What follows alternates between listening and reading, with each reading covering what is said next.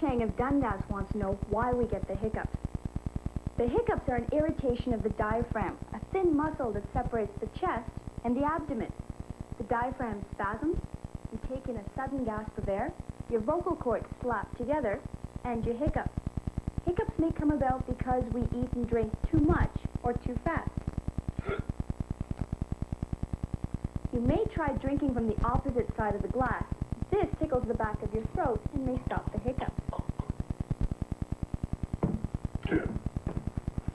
Or you may try breathing into a paper bag. This may regulate your breathing. If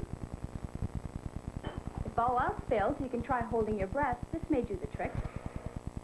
Although most of these supposed cures just give you something to do while the hiccups stop on their own. Although the man who set the world record hiccuped continuously for 69 years.